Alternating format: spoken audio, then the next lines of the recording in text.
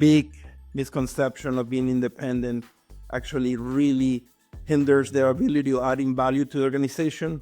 Also, normally people in the first line do not have the expertise or knowledge on how really remediate gaps, how to deal with new threats that they haven't seen before. So that is where the value of working together is key for the second line. This episode is brought to you by Green Skies Analytics, an audit analytics service provider that works with internal audit departments that have data analysts and are still frustrated with trying to make analytics actually work, aren't getting the expected ROI, who can't break through the communication barrier between the analysts and the audit team, and those that need experienced direction for an audit analytics strategy and process. Those that feel like they've wasted time and money on trainings, aren't getting the value they want, not prioritizing the highest risk areas for the organizations, or have projects that seemingly never get completed. Do you deal with any of that? If you do, go to the show notes of this episode and click the Green Skies Analytics link, or go to greenskiesanalytics.com to schedule a call and understand how Green Skies Analytics makes analytics actually work for internal audit. Hello, everyone, and welcome to another episode of the Audit Podcast. Today on the show, we have a first for the Audit Podcast. We have 3 guests. We've done 2 at a time. This time we had 3. So I'll get to their intros here in a second. But what we're talking about is this article that they wrote. So they're all from Grant Thornton, and they wrote this article called Risk Management, Get Your 3 Lines in Order. And it's largely about demystifying the 3 lines for each line and understanding what each one's role is in risk management. I know when I was in internal audit and was working with, especially when 3 lines came out, I know one of the things for me, I was like, what is difference between us and compliance? I was like, I don't really get it. What are they? It seems like we kind of do the same thing. I'm on this compliance committee, and it seems like they're testing things like we're testing things. So I know for me, it was pretty confusing. I think it could be extremely helpful. I guess the way I would use this episode, instead of maybe just passively listening to it, I would take it, listen to it. If you want to share the episode with your team, that's great. Hardly necessary.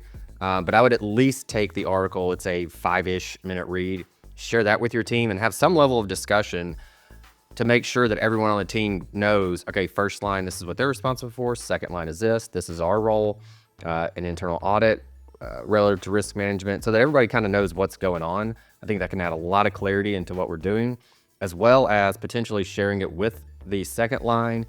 Sharing it with the first line might be pretty difficult considering how many people are in the first line, but even maybe during kickoff calls, you're kicking off an audit and going, hey, and I don't know, go first, second, third line to the degree you feel like you might need to, but go, this is kind of like your role, first line, in risk management. And even saying, there's this common misconception that it's not a first line function, when in actuality, they're like the main reason, like the main part of all this. So with that said, we'll jump into it. We have Andres Castañeda. He is the Florida Risk Services Leader, again from Grant Thornton. Jaynitsa Paul, who's the Senior Manager of Advisory Services at Grant Thornton, and EJ Jimenez, who's the Manager of Advisory Services at Grant Thornton. So the 3 of them are the authors of this article, and so we want to take a little bit of a deeper dive into the article itself. Again, it's linked in the show notes, so go check that out. Honestly, you could just stop listening to this, go check that out. I think there's some good stuff in the episode, though, that might add some additional clarity.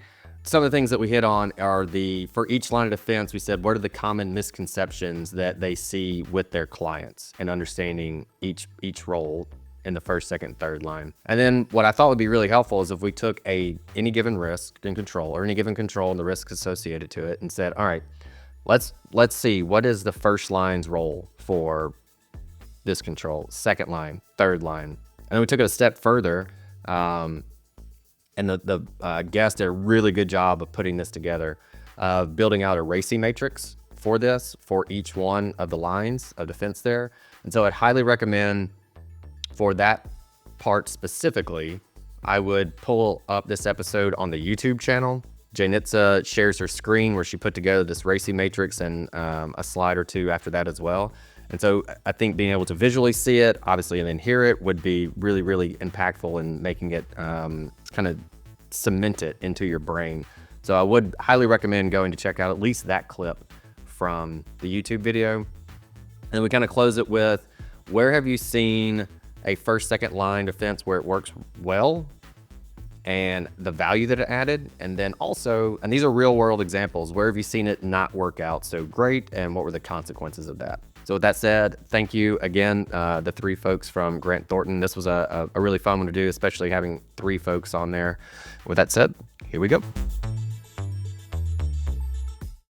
So I've been asking pretty much everybody this over the past year, especially with the more we've seen the use of ChatGPT, and so just either ChatGPT or Claude or Gemini, or if Grant Thornton has your own LLM that you all use, something like that, whether it's personal or professional use, what has been maybe a good prompt or a good use for you here recently?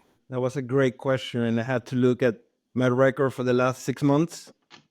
In 89% of the usage has been to either enhance, fine-tune, or check for completeness solutions that I have developed for clients, which is really shocking to me. I've been doing this for 26 years. It's incredible that just spending a minute or two with GenAI is able to enhance and allow me to provide better services to my clients. We develop a GenAI solution, Comply AI. So that is also something that we leverage across. So it's incredible that a first year associate is able to get the knowledge that it took me 26 years to gather. So it's also, I think, something that all practitioners should be fully aware is, again, you have your experience, it's not going to replace us, but it allows us to fine tune and provide better services to our clients. So I'll go a little bit more recent. So over the holidays, I was searching. I also went back into my history and I searched out of office replies so that I have a good out of office reply for being out for 2 weeks, completely disconnected. I also searched white elephant gift ideas because I think this tool is just amazing to just alleviate all of the brain fog, right? So you already know what you're looking for, but the time it would take to just think and think and think, it's so easy. Put in the prompt, and it was actually the white elephant gift ideas was for a friend of mine, and I shot it over to her, and she was like, "Oh my gosh, that was so fast!" I didn't tell her I used ChatGPT, but it was like so quick, and I didn't have to like crap my brain for that. So those are like probably my more recent personal searches. I really like the out of office one. Usually for, because, and you all probably do it also, where like you'll take a vacation of sorts, but then you'll probably like, well, I'll check email. You know, it's not, I'll just stay up to date on email. But then there's always those, at least for me, at least twice a year, I try to take like a solid week where it's like, I'm not checking email, LinkedIn, anything like that. And so my out of office is usually something to the effect of, I'm taking a legit vacation. I am not replying to any emails. I'll see you in 2 weeks or whatever it is. I like that. And on a more personal level, I use it for one of my hobbies. I'm actually a huge fan of the financial markets. So on the weekends, I use it to analyze trends of charts or to teach me technical analysis. I don't fully rely on it, but I find it fascinating that with such a tool, it can make complex subjects easier to understand. And that's one way that I use it on the weekends. It has helped me a lot, and it's just fascinating. Yeah. Hobby usage is something that I think it didn't take a back seat, but at first it was just like work. And then you went, oh, you know what? I can use this for myself also. I've used it to have difficult conversations with my kid. Like for you guys that are things you want the most, it's just like for your kid to tell you what's going on. And so I've even used it to have, you know, like what questions can I use to ask my kid to get him to tell me what's going on. So, yeah, fantastic. Very nice there. All right, let's move on to the kind of the topic at hand. So I know you guys had recently written a white paper, and we'll link to that. And so that's kind of the basis of the conversation that we're going to have today. So for more on, folks can look for the link to that in the show notes. But from that, some questions that I think would be helpful for new, even veteran auditors who maybe just haven't wrapped their head around this is relative to the lines of defense.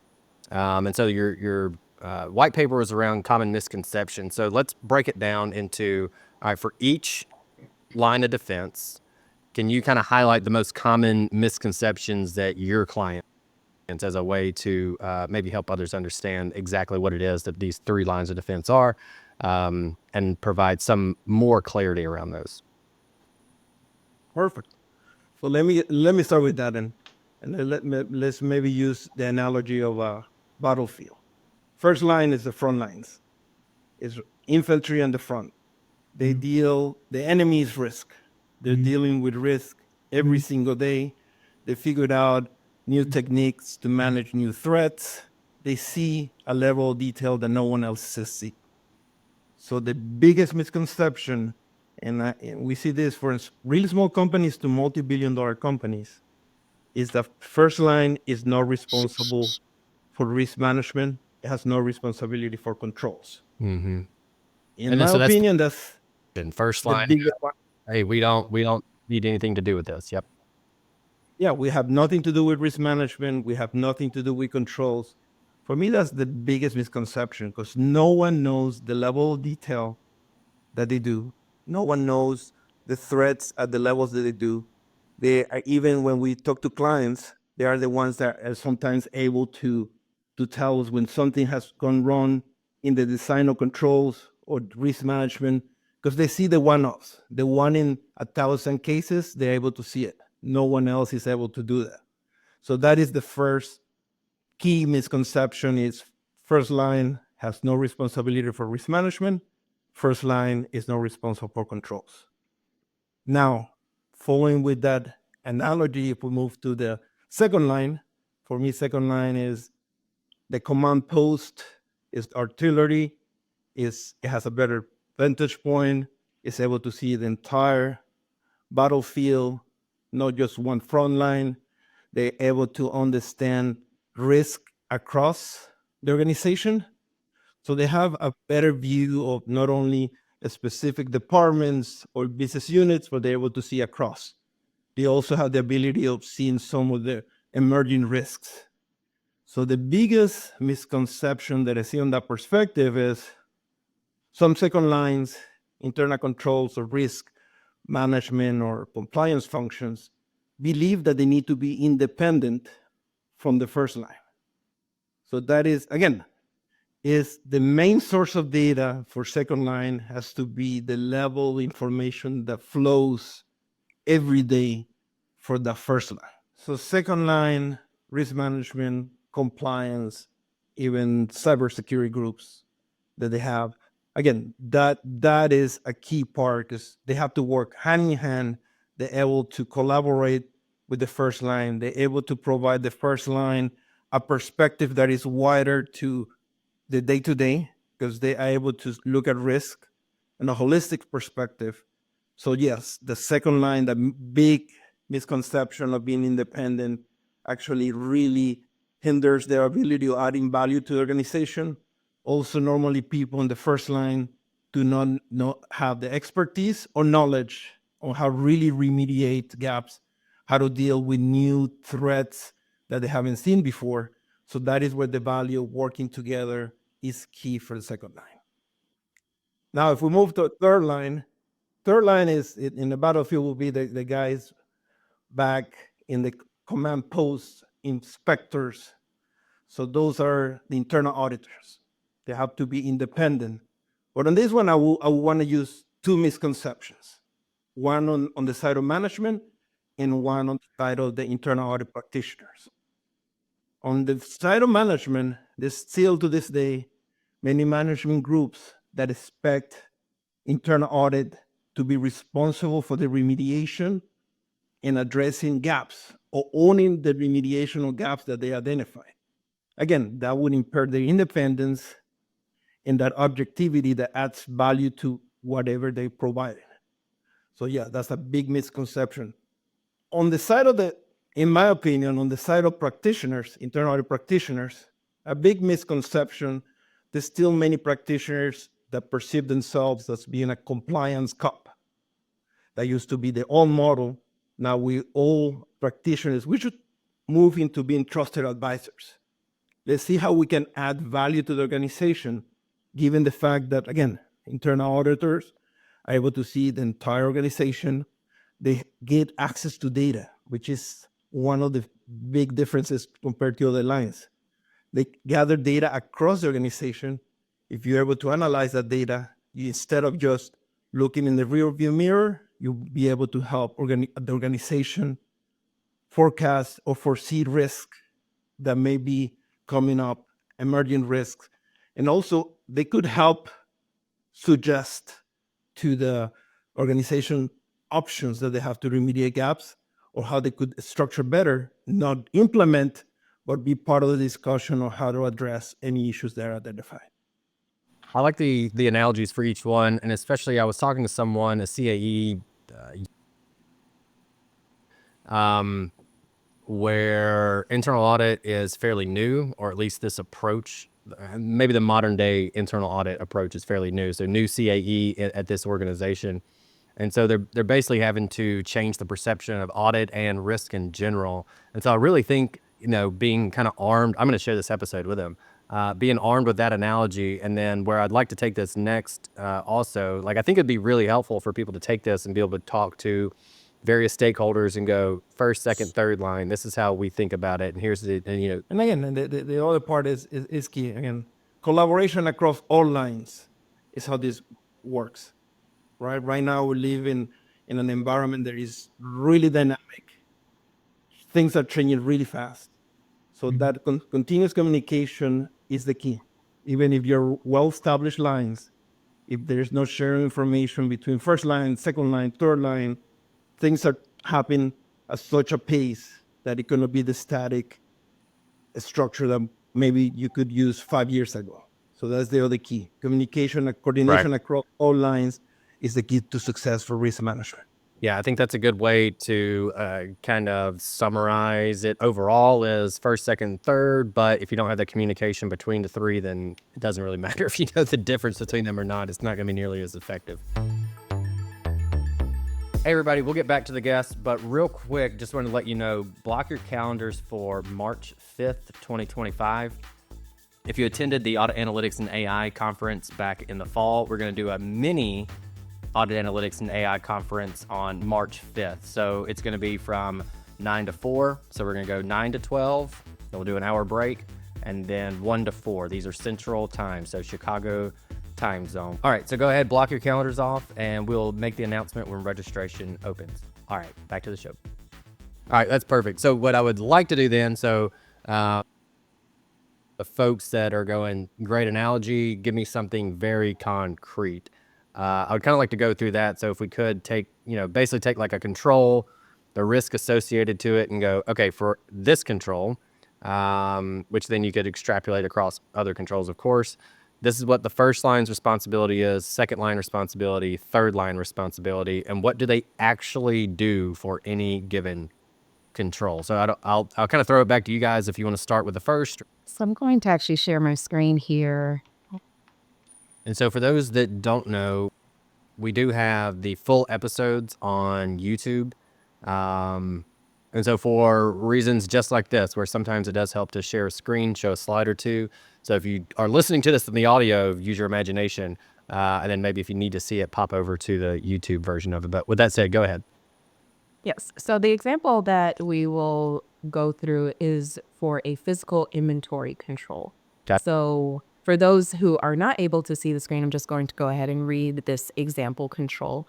Annually, warehouse personnel perform a full physical inventory of raw materials, work in progress, and finished goods inventory on-site and at third-party locations. Following the inventory, count policies and procedures for performing line counts. Count sheets are reconciled to the perpetual inventory. Variances are noted above defined thresholds and are recounted, verified, and adjusted in accordance with policy. All pre-count and post-count inventory reports, count sheets, count results, summaries, and adjustments are reviewed and signed and dated by the warehouse personnel and plant manager and retained. Evidence of review should include tick marks, comments, or other markings which are retained on the inventory SharePoint. And so this really goes through a very comprehensive physical inventory count control. So what we put together, as you mentioned, is the RACI for such a control that can really make this tangible. And So real you had quick, your before you go further, can you, for those that don't know what a RACI matrix is, can you kind of describe what the RACI is? And that's RACI, again, for those that are listening. So the RACI, R stands for responsible, A stands for accountable, C stands for consulted, and I stands for informed. And essentially in a RACI matrix, you will have different individuals or departments, teams that would be listed on the matrix and either having ownership or whether it's responsibility, accountable, consulted, or informed based on the activities that are listed on the RACI. So with this table here, there are activities listed based on the physical inventory control. So going through, preparing for the inventory count, performing the physical count, the reconciling the count sheets, performing the recounts and verifying variances, and all the way down through reporting out the significant inventory issues and evaluating the inventory control framework. And so each level or each line of defense has an area of responsibility, consultation, being informed, or being accountable. So the first line, as Andres mentioned, in this example would be the warehouse personnel and plant managers who are on site physically performing the inventory count. So in the RACI table, there's a lot of responsibility that the first line has because they are the ones performing the work, right? So they are the ones preparing for the inventory, physically performing the barn counts, performing the recounts, and then going down to retaining the documentation and reviewing and approving for any of those adjustments or variances. So really, those who are performing the inventory count and who are on site have the greatest responsibility, and that is the first line. Then the second line, which would be the risk and compliance function. So if there's an internal controls department or a compliance department, majority of the areas in the RACI and the activities, you are going to be consulting with the second line or informing the second line regarding performing the physical inventory count. In some of the activities, the second line is accountable or possibly responsible for.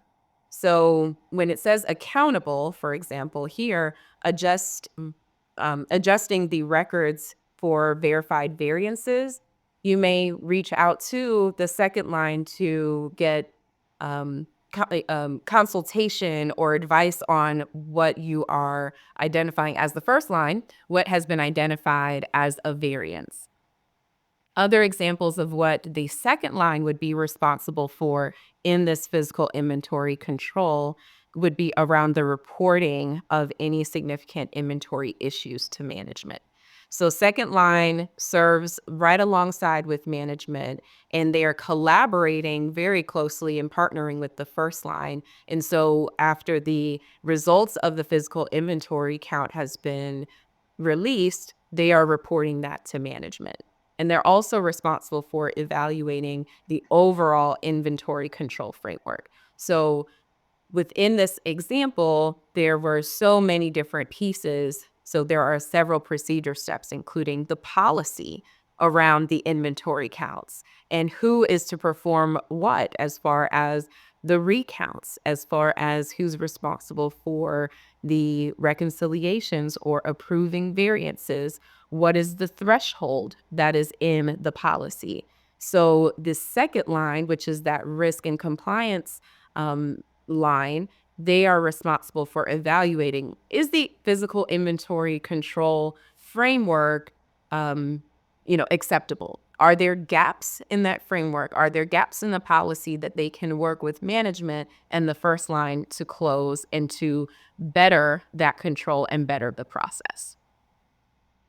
Then moving to the third line, which is your internal audit department, the third line is primarily informed of the physical inventory controller, the physical inventory count that's being performed. So all of the activities or majority of the activities that are being performed by the first line that's responsible for The third line is being informed of such activity. So they're being informed of when the counts will be performed, what the count policies are, who is involved, as well as the documentation of the results. You are informing the third line about those. Now, the third line also has some responsibility within the RACI if they come in to do and perform independent reviews of the inventory control. So your third line, being independent, can come in and say, okay, we want to test this control, so show us the documentation, show us your count sheets, show us your variances and who performed the recount and who approved that the variance, if it was above the threshold, was appropriate and they signed off on it. And then have you actually retained that evidence? So first line, some connecting between the first, second, and third, because it's all interconnected, right? Although each have their own, items that they're responsible, accountable, or consulted and informed on, they're still all connected.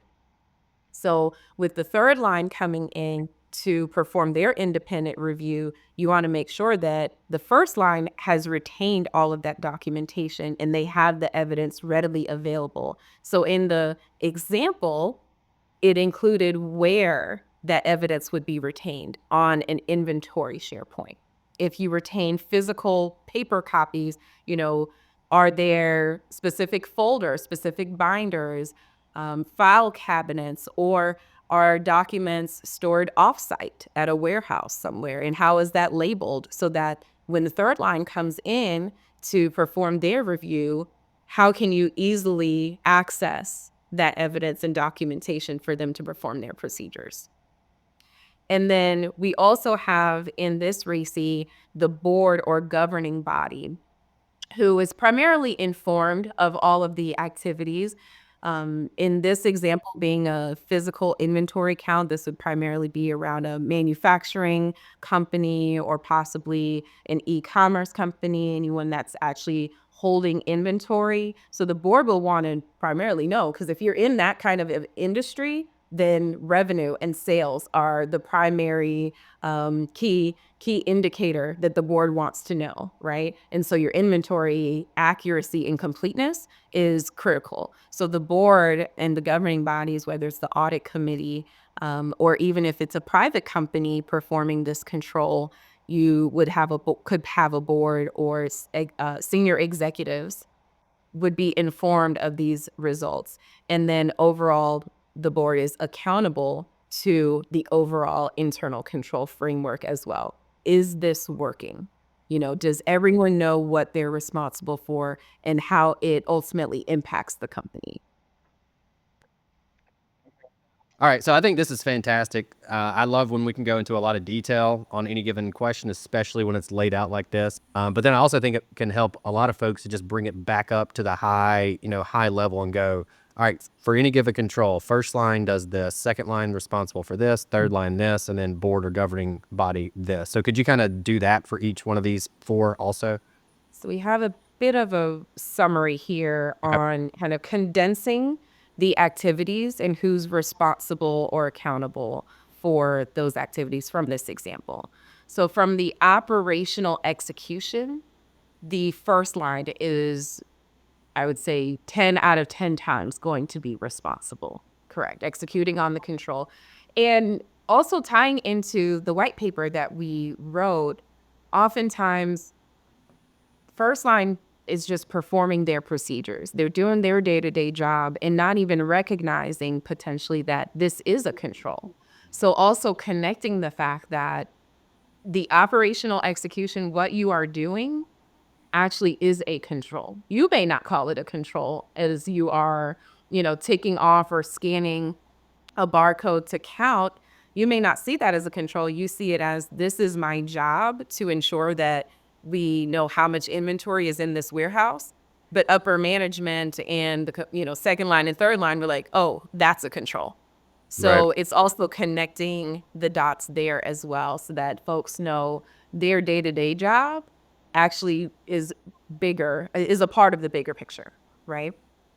So secondly, the compliance with inventory policies and procedures, that is primarily going to be with the second line. Your first line is accountable for actually doing the execution, so they have to be in compliance while they're executing. And then consulting with the second line on, does this policy actually mitigate the risk? Does this policy, or is this policy in line with overall what the company's targets are? So that's where the second line is primarily consulted. Also, the second line can work with the first line. As Andres mentioned, they are not independent. So they can work with the first line to see, okay, where are some gaps in the process or in the policy that need to be filled in. And so the second line being compliance, they have more of that understanding and awareness. And so they can provide those insights. So that's why they should be consulted. Then the monitoring and adherence to the policies is really going to be, again, with the second line. And it ties in with the fourth point here, where the third line is more responsible for the independent assurance. So the independent review and testing of the controls and of the compliance with the governing framework. And then lastly, this is a summary here, the board, they're informed. That is their primary role within this example of the RACI. They're just being informed of the results. So that's kind of the summary there. And then I will actually go back so that we can kind of, for those who are looking at the screen, they can see, okay, here are the more details and how it ties in with the summary. Perfect. And I think where confusion can be had, I certainly had this in internal audit, I would go, is compliance responsible for this, or are we responsible for this? And even looking at your matrix right here, that bottom line, evaluate overall inventory control framework, the one at the very end, there's responsibility for second and third line. And so I know I would just be like, what? I don't know the difference between compliance and audit at this point. I get so much in the details of like, what are we supposed to, what's the difference between, maybe I could just ask it like that. What is the difference between compliance and internal audit? Because it seems like, and even looking at the RACI matrix, they're responsible for the exact same thing in some of these activities. Yes. So that's actually a perfect and great call out. So compliance is management. Third line, and that's second line. So they are part of management. And if someone were to pull up the IIA 3 lines model, there's a visual of it. They will see under the management box, first line and second line roll up to management. Separately, third line is completely independent, and so they have to do independent procedures, independent reviews, and testing. And so with the example that you called out here, evaluating the overall inventory control framework, the second line, being a part of management, wants to ensure, and that's why they are responsible for this, they want to ensure that the controls are effective before the third line comes in. Like, you never want your independent regulator or third party coming in and finding your issues before you found them, right? So that's really the difference. Having that second line to help to identify any issues, any deficiencies or ineffective controls, processes, or procedures, or even policies, helps so that the first line and second line can work together to remediate and make those controls effective before your internal auditor or even your possibly your external auditor comes in and identifies those issues. So that's why they both have responsibility, but their responsibilities are still different.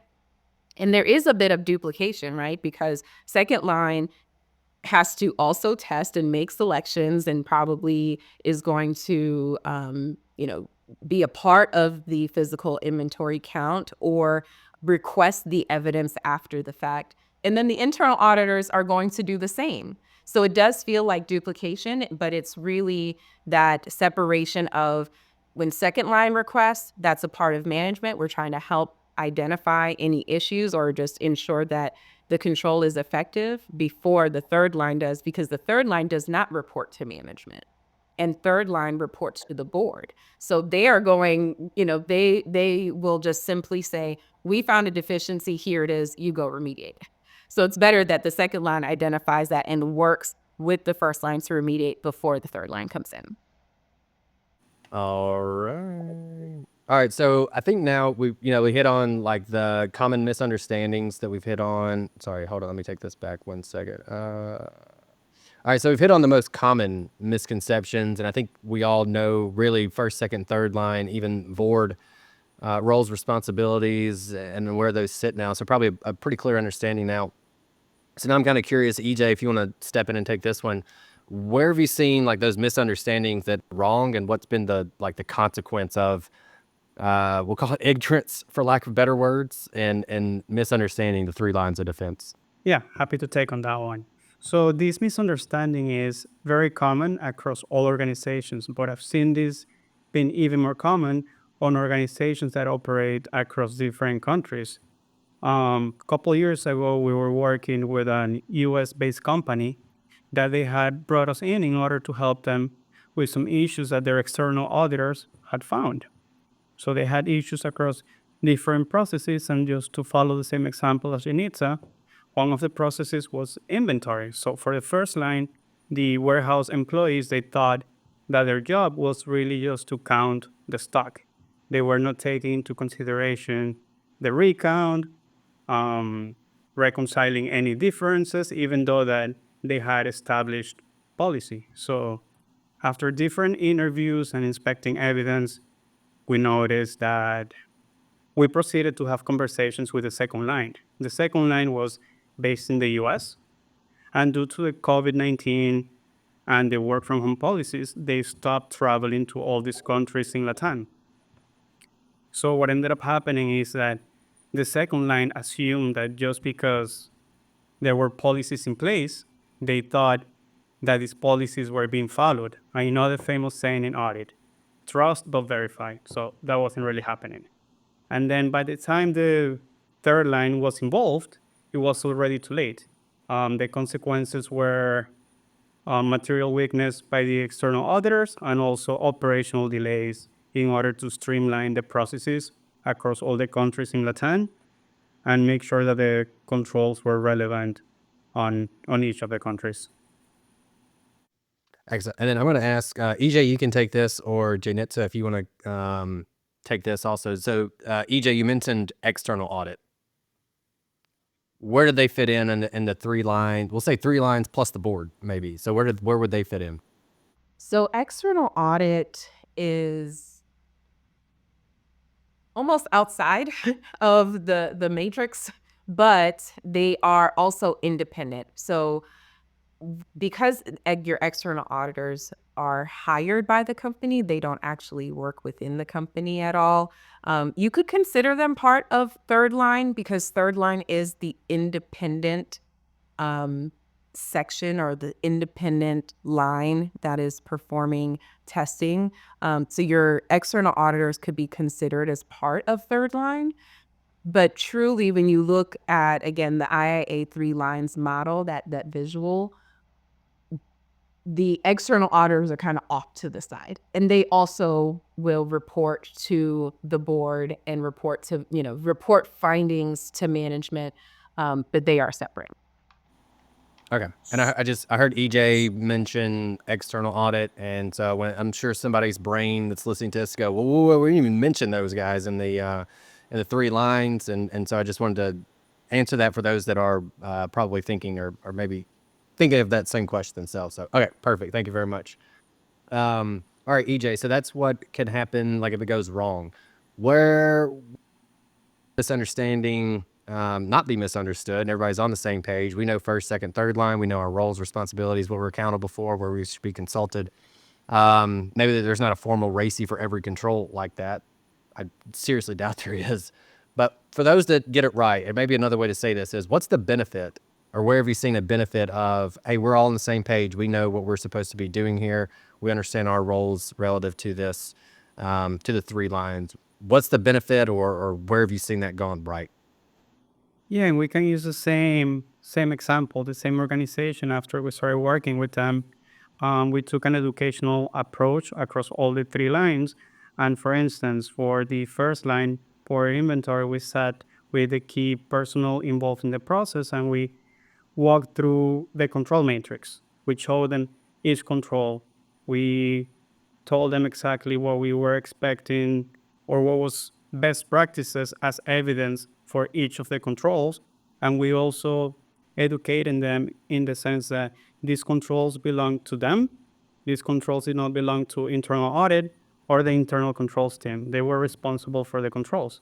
We also showed them a couple of the issues that had happened during the prior years and how those issues impacted the financial statements. So once we helped them to connect the dots, they were able to realize that their day-to-day task is not really just task, is more like vital controls for the health of the organization. For the second line, management took a different approach. They ended up hiring additional personnel, bilingual personnel, in order to start traveling to these sites and become a strategic partner to the business units. So pretty much to make sure that they were trusting and verifying what the business units were supposed to be doing. And if something came up, the business units will bring it up to the second line's attention in order to help them. And then for the third line, internal audit took an approach in investing in technology and tools in order to monitor different areas of the business. And that will help them to be more proactive than reactive because, internal audit departments, they have their annual plan and sometimes that's what they stick with. But these tools will help them to see unusual variances, or if something looked unusual, they will go ahead and attack it at first hand rather than waiting until the end of the year to look at it. So that was one approach that they took. And the benefit of that was pretty much just taking this on an educational approach across the organization and helping them to understand that risk, it's not the responsibility for only one person. It's a shared responsibility across everyone in the organization. I'm glad you mentioned the tools, and you don't have to mention specific vendors at all, but I know for a lot of folks, myself included, when somebody goes, I had a problem, I got this tool, I think, let me just go get that tool that's going to solve my problem. Obviously, you have to implement that you developed within that tool to actually make it effective. So again, and you can mention vendors if you want to. I personally don't really care, but maybe high level, what kind of tools are we talking here that were able to help? They implemented different tools across data analytics, and that will help them to see unusual specific items and thresholds across different processes. And that will give them a full view of what was happening in the company. As we start to wrap up, I felt like this would have been a good, like maybe first 10 episodes to like foundational audit type education, because I think there is a lot of people who are still confused on the 3 lines of defense. And so here we are almost year 5 going into this before we got it. So very much for reaching out to me and telling me that you had the paper. Again, that's in the show notes for those that want to read more about this. It's linked in the show notes, but thank you. We should have, this should have been a Audit 101 type of one of the first 10 episodes that we probably published, or topics that we published. And I really think this has helped clear the air for a lot of people. So thank you all very much for not only the thought I can tell that you put into it to simplify this, but then also the effort that you put into, the handful of slides that you showed. I think that is really, really helpful visual for people to finally go, that's what, say 3 lines, that's what it means. And that's first, second, third. That's what we're talking about here. So again, thank you all very much for that. With that said, I want to give you a chance as we kind of wrap up to give the floor to you and close this out. Is there anything that you want to leave the audience with? I'll do that on behalf of the team. First of all, again, Trent, thank you for the opportunity of being here. Actually, this is one of the concepts that we see people struggling with, even really multi-billion-dollar organizations that struggle with this. So I think, thank you for bringing this to the forefront. I want to leave this with my motto for the year: fail forward. Let's be agents of positive change. Let's help people that need at this time, any way that you can help with time or money to the people in LA as they go into those catastrophic fires. Please help someone in need in your community, church, workplace. let's start a wave of positive change around us. And that's one of the things that I want to leave the audience with. Hey everyone, thank you very much for listening to this episode of the Audit Podcast. Whatever platform you're listening on right now, I'm sure there's a subscribe button somewhere, so please hit the subscribe button there. If you're listening through iTunes or Spotify, feel free to go give us that 5-star rating. It only took me about 16 seconds to give myself a 5-star review, and it really helps to get future guests to come on the show, so we'd really appreciate that. Lastly, be sure to check out the show notes and follow us on all our social media channels on Instagram, on LinkedIn, and on TikTok. Also, if interested, please sign up for our weekly newsletter from the Audit Podcast. Thank you all. Have a great one.